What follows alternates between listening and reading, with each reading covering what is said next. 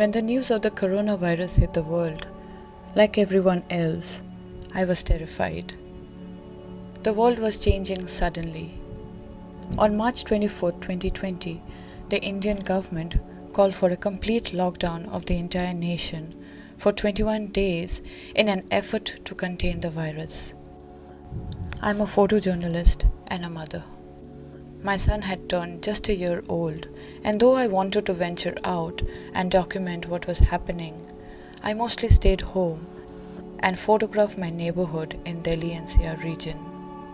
I saw empty streets, closed stores, schools, and restaurants. Everything seemed to stand still.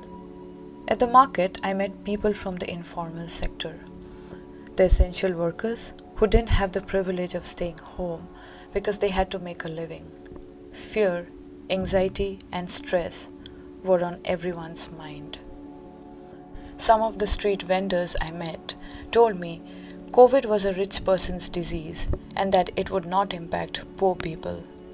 They were more concerned about the social distancing mandates and the economic stress caused by the lockdown.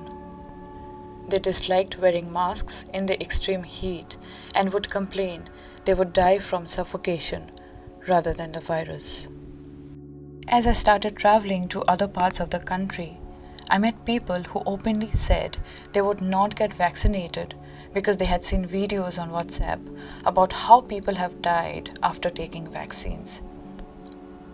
They believed the vaccine was deadlier than coronavirus. I tried to dispel their fear and explain that vaccines do not damage the immune system and work to prevent severe illness, the need for hospitalization, and death.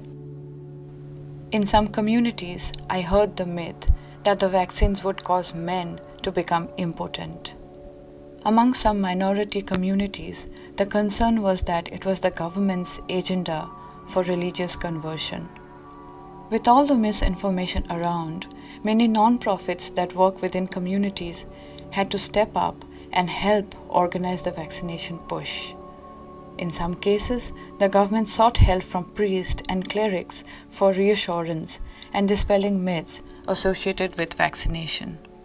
Fear, myths, lack of awareness, and ignorance are the biggest detriment to any development. In case of COVID, this has been an additional battle apart from fighting the virus itself.